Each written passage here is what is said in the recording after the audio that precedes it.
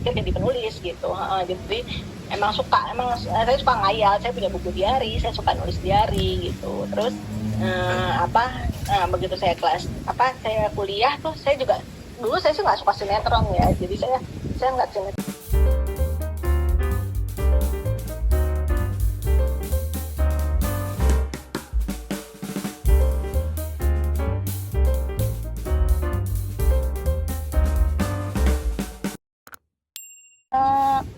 Mbak Dona, boleh diceritakan karya-karya Mbak Dona sebelumnya, ada apa saja mungkin sebelum menulis sinetron Takdir Cinta yang kau pilih ini? Ya. Yang paling spesial atau butuh ekstra yang keras mungkin Mbak? Ya. Semuanya spesial ya, semuanya kerja keras ya. Jadi karena dari dulu produser saya selalu bilang gitu, Dona, ini bukan cuma karya, it's your baby gitu. Makanya ini anak kamu gitu, harus kamu sayang-sayang, kamu rawat, kamu besarin, kamu kasih makan gitu. Jadi emang kita menyayangi karya kita seperti itu gitu. Kita bergadang gimana bikin dia jadi bagus gitu. Jadi ya semuanya pasti spesial ya gitu. Stripping pertama saya dulu tahun 2007 itu Nikita Willy dan Dude Herlino ya dulu. Terus ada lagi Kemilo Cinta Kamila, Asmiranda dan Jonas Rifano, terus ada lagi banyak ya gitu maksudnya, tapi yang terakhir ya Ikatan Cinta di Amanda Manopo dan Arya Saloka gitu. Jadi dari sekian banyak itu ya emang semua spesial pasti gitu, nggak ada yang dipilih-pilih, enggak saya lebih suka ini, cuman akhirnya kan yang berbicara rating ya. Jadi kalau saya selalu bilang, saya selalu kasih yang terbaik, semuanya saya berusaha bikin yang bagus, cuman kan rezeki kan Tuhan yang ngatur ya gitu. Jadi untuk rating kita nggak bisa bicara apa-apa gitu, itu Tuhan yang menentukan, masyarakat yang menentukan. Tapi untuk semua prosesnya semuanya pasti dikerjakan dengan sepenuh hati gitu. Nggak ada yang cuma ini biasa-biasa aja deh kerja ini, yang enggak gitu. Ya, berarti untuk membuat setiap karya Mbak Dona juga sudah memberikan yang terbaik juga ya Mbak ya? Ya, amin. Pasti setiap kali menciptakan karya pasti akan ada suka dan dukanya ya kan Mbak, sebagai seorang penulis. Yeah. Boleh diceritakan mungkin Mbak apa suka dan dukanya selama ini sebagai seorang penulis? Yeah. Kalau sukanya pasti saat ya pertama-tama ya misalnya kayak produser bilang bagus nih Don gitu, kita senang ya gitu, maksudnya berarti kerja keras kita berarti diterima nih, apalagi begitu tayang dan baca respon penonton, apalagi sekarang media sosial kan sangat gampang ya di Askes ya. Kalau dulu kan masih susah, cuman harus SMS nih kalau mau tahu komentar penonton gitu kan. Awal-awal saya awal nulis tuh masih SMS, jadi saya cuma bacain SMS aja gitu. Kalau sekarang kan media sosial semuanya terbuka gitu, jadi saya kalau habis tayangan saya mesti saya baca tuh satu-satu gitu.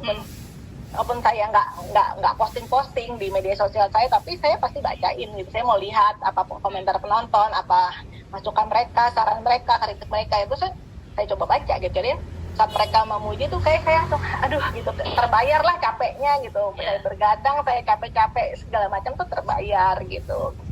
Jadi ya itulah di situ sukanya ya gitu. Terus ya mungkin saya bisa kerja dari rumah gitu. Sedangkan di mana orang, apalagi waktu zaman COVID lagi tinggi-tingginya kan, orang harus kerja keluar rumah, saya tetap bisa di rumah gitu bekerja. Tapi ya walaupun capek, tapi setidaknya saya ada di tempat yang aman lah gitu. Ya, itu sebenarnya kalau sedihnya ya pasti waktu habis lah, waktu benar-benar. Jadi ya benar saya di rumah, ada anak saya di samping saya, tapi ya saya ngetik gitu, saya kerja gitu. Terus ya emang ya pasti kalau acara-acara keluarga ya sering absen ya gitu. Aduh, deadline-nya udah mepet nih, nggak mungkin kalau aku datang nanti nggak kekejar gitu. Jadi emang pasti ada waktu-waktu bersama keluarga yang dikorbankan gitu. Terus ya pasti badan sih udah pasti remuk-remuk lah, udah pasti udah pakai aromaterapi lah, segala macam, udah pakai koyo kadang-kadang gitu. Jadi saking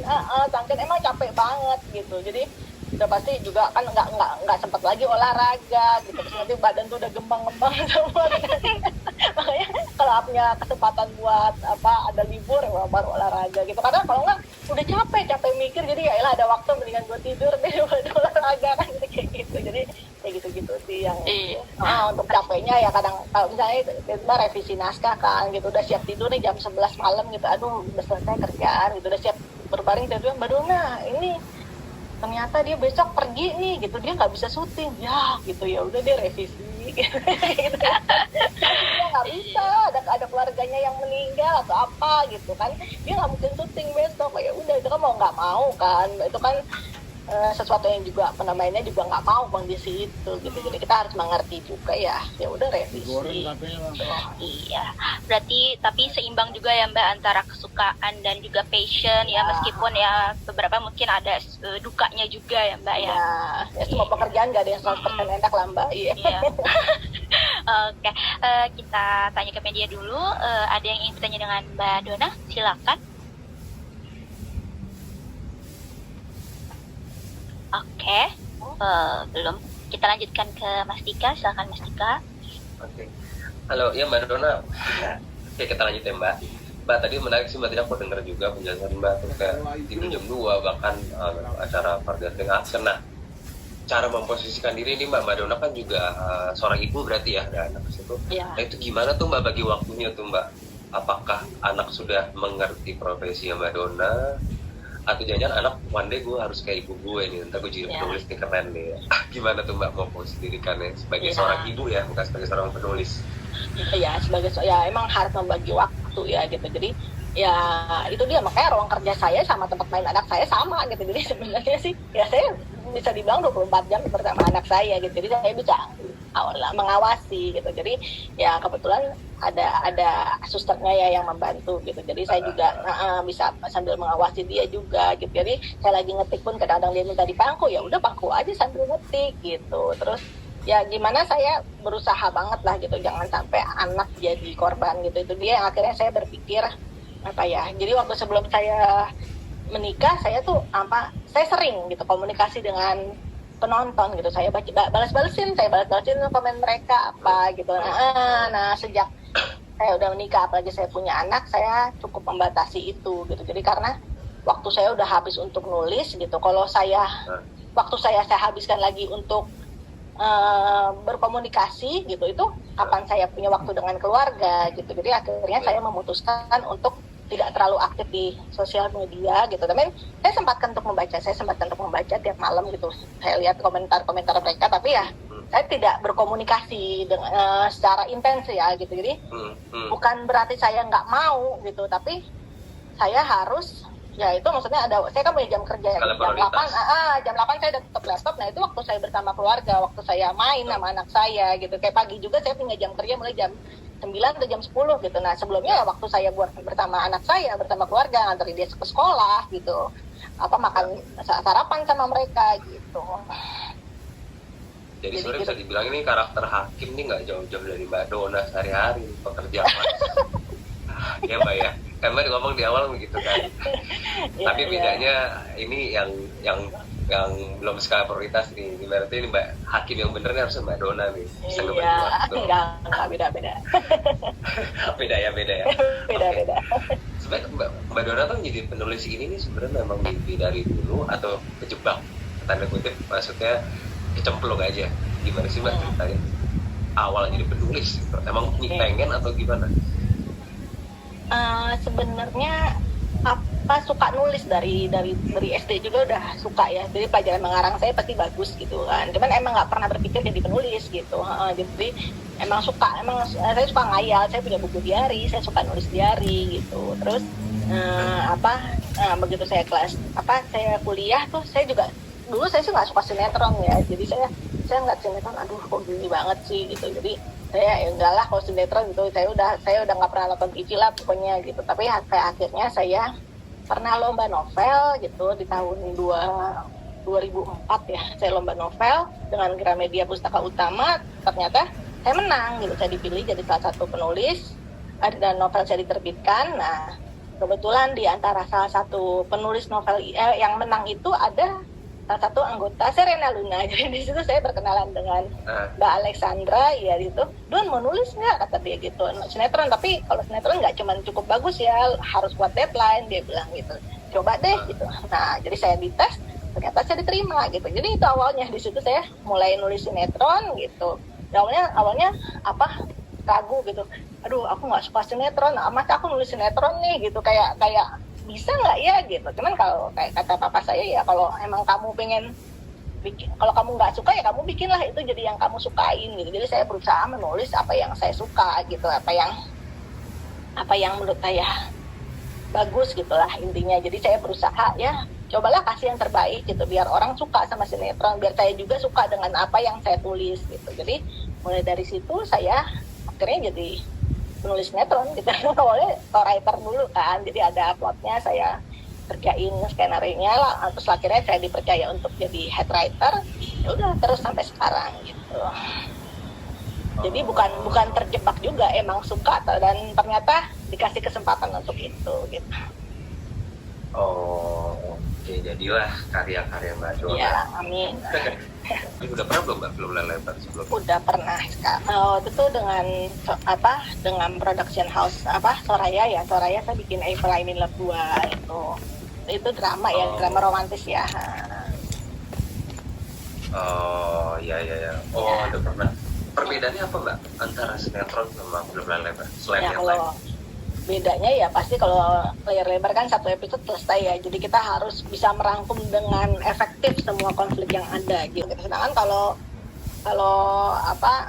bioskop kan gimana, dengan waktu yang sangat singkat ya, kurang dari 2 jam penonton ngerti banget, nyambung banget dengan story kita, dengan alurnya dan semuanya harus ada titik-titik yang dibangun dengan cepat gitu. Kita harus membangun rasa penonton dengan cepat, itu sih yang perbedaannya. Kalau sinetron kan kita malah perkenalan dulu, gimana kita bangun dari episode 1, nanti baru konflik tingginya di episode sekian gitu. Kalau pembongkaran rahasia di episode sekian gitu. Kalau sebisa mungkin kalau rating tinggi malah pembongkarannya ditunda, jangan cepet-cepet gitu kan. Yeah. Kalau movie kan enggak, gimana pun juga apapun yang terjadi dia harus dibongkar nih, di pertengahan udah harus jadi dan terakhir di ending gitu. Gimana semua masalah yang terjadi ini harus diselesaikan dengan tepat gitu, tidak kecepatan dan tidak kelamaan gitu, karena dalam satu kali orang nonton orang udah dapat full story kan. Oh iya. Karena Oke, jadi gitu ya bedanya macam kayak jadi Indonesia Mbak ya. Aku dengerin aja sesek. Yeah.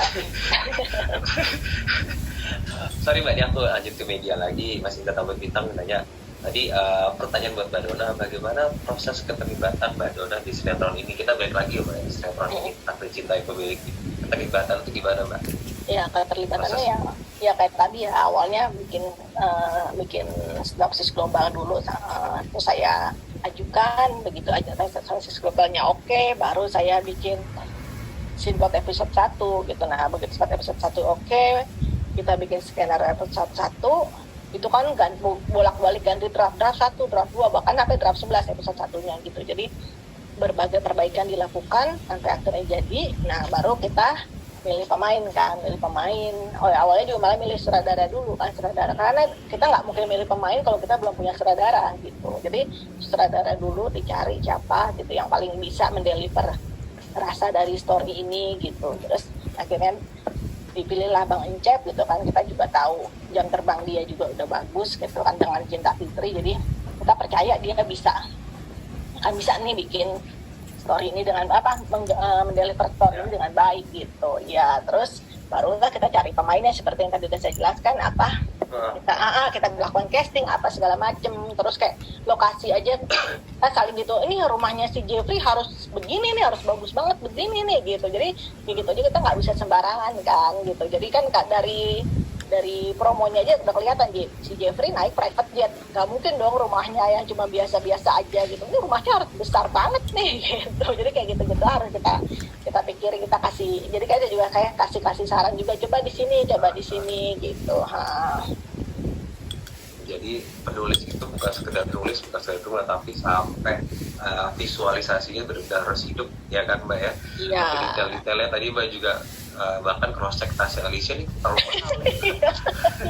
iya kan ada kayak gitu gitu, biar relate lah dengan penonton. Oh iya, pantas dia pakai tasnya ini karena dia posisinya ini kan gitu ya.